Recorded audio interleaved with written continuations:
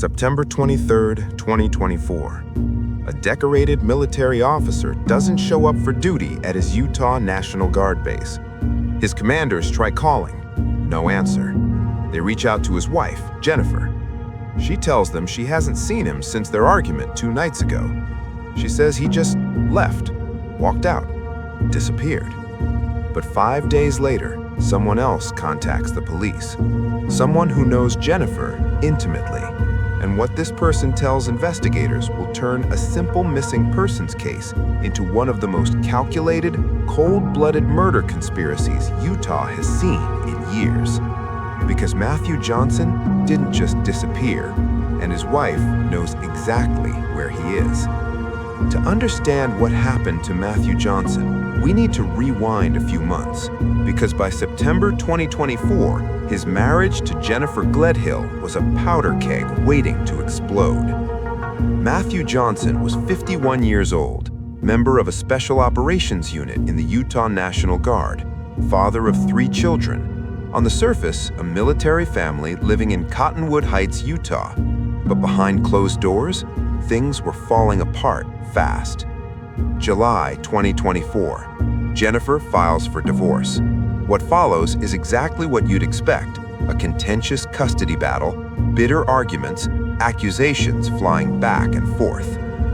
Then in August, Jennifer makes a strategic move. She files for a protective order against Matthew, claiming she fears for her safety. A temporary order is granted.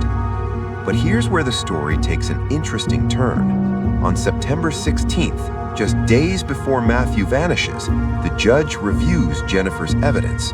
She's recorded videos of their arguments, submitted text messages, built what she thinks is an airtight case. The judge watches one video. Matthew is calmly cleaning up glass from a broken picture frame. And Jennifer? She's actively recording, showing no fear whatsoever. Commissioner Russell Menas reads through everything and reaches a damning conclusion. Jennifer appears equally confrontational, and this protective order looks like nothing more than a courtroom tactic to gain advantage in the divorce. The permanent order is denied. 5 days later, Matthew Johnson disappears without a trace. September 20th, 2024. According to Jennifer's later statements to police, this is the last time she sees Matthew. They have a heated argument. Apparently, he's discovered something about her personal life that set him off. The fight is intense, but eventually it ends. September 21st passes. Nothing unusual reported. September 23rd, Matthew doesn't show up for work at the National Guard base. His commanders can't reach him. His phone goes straight to voicemail. This isn't like him. Military guys don't just skip duty without a word. Now here's where things get strange. When officials contact Jennifer, she seems concerned but not panicked. She tells them Matthew hasn't been home since their fight on the 20th. She assumes he just needed space, maybe went to stay with a friend. But days go by. No Matthew, no phone calls, no credit card activity. It's like he vanished into thin air. September 28th, a full week after anyone last saw him, Jennifer finally calls the Cottonwood Heights Police Department herself. She files an official missing persons report, tells investigators about the fight, about how Matthew left, about how she's worried something might have happened to him. Police start their investigation. They check his phone records. Dead. They look for his vehicle. Eventually, they find it, parked in a neighborhood near the Gledhill home, but not at the house itself. Strange. Why would Matthew park his truck somewhere else and then just disappear? And then that same day, September 28th, police get a call that changes everything. A confidential informant comes forward, someone who knows Jennifer intimately. And what this person tells investigators will turn a simple missing persons case into one of the most calculated, cold-blooded murder conspiracies Utah has seen in years. Because Matthew Johnson didn't just disappear, and his wife knows exactly where he is. The confidential informant tells police something that sounds almost too calculated to be real. Jennifer Gledhill is having an extramarital affair with him. and in the days after Matthew disappeared, Jennifer told him exactly what happened. According to this informant, Jennifer confessed that on the night of September 21st, while Matthew was sleeping in their bed, she took his own 9mm Glock pistol and shot him in the head. But that's just the beginning. What Jennifer allegedly described next shows a level of planning and cold calculation that's genuinely chilling. She told her lover that after killing Matthew, she immediately went into action.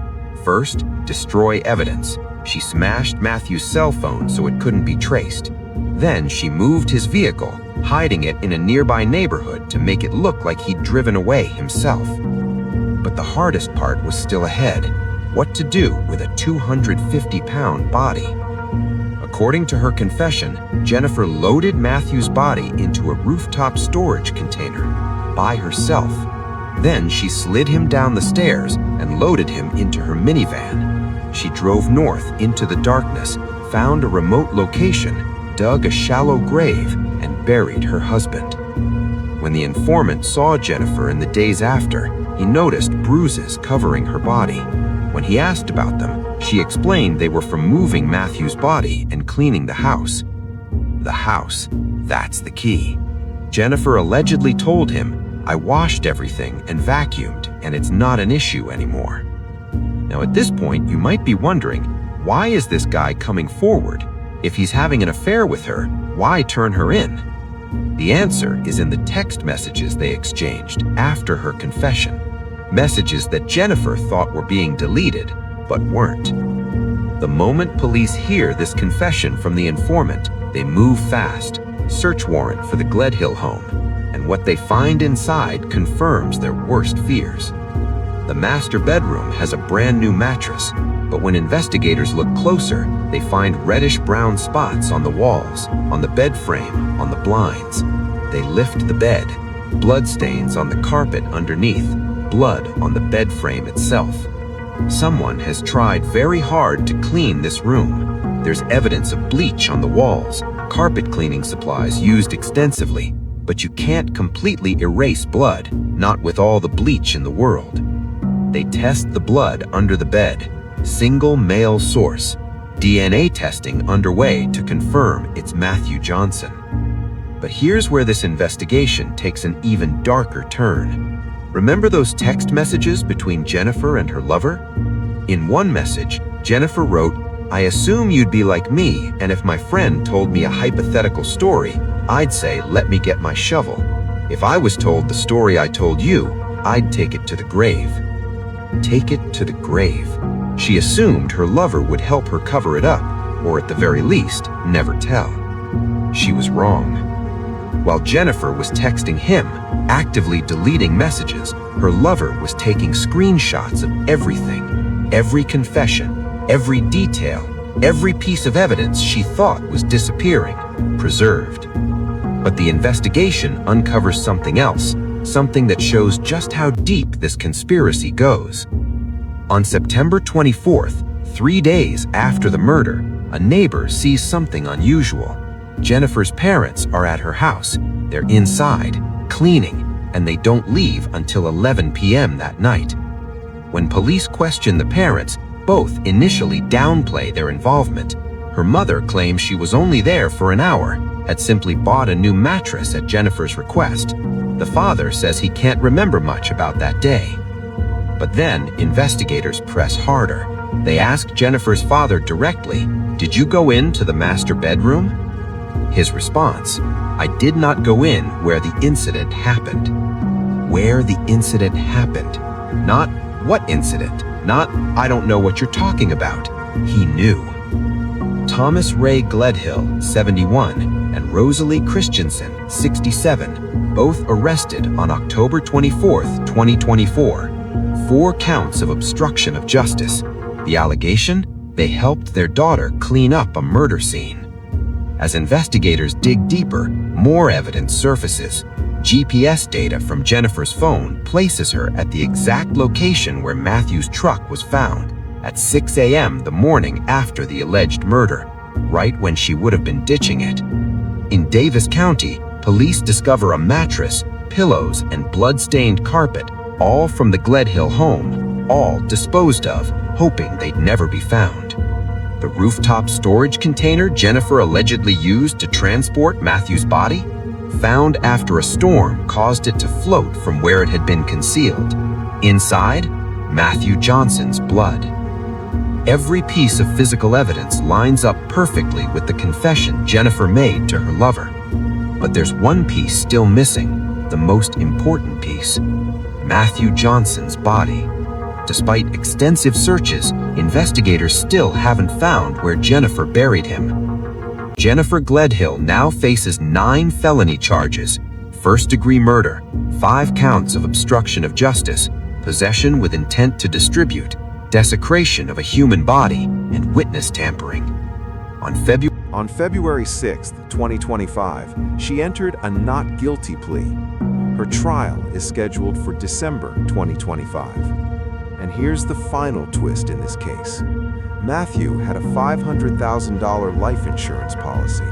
Jennifer is the named beneficiary. With her facing murder charges and Matthew's body still missing, the insurance company has asked the court for guidance on who should receive that money.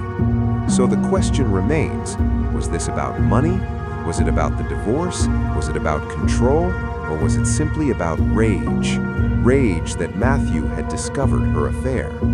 We may never know the full truth, but what we do know is this: a decorated military officer is dead, his body hidden somewhere in the Utah wilderness. His children are without a father, and if the prosecution is right, the person responsible slept next to him for years. Matthew Johnson served his country. He was a father. He deserved better than to be executed in his sleep and buried in a shallow grave that investigators still haven't found. Somewhere in Utah, Matthew Johnson waits to be brought home. His family waits for justice. And in December, Jennifer Gledhill will face a jury of her peers. This is why we tell these stories, because Matthew's life mattered, because his family deserves closure, and because the truth, no matter how dark, needs to be brought into the light. If this deep dive resonated with you, hit that subscribe button. We'll be covering the trial when it happens. Justice may be delayed, but it won't be denied. Thanks for watching.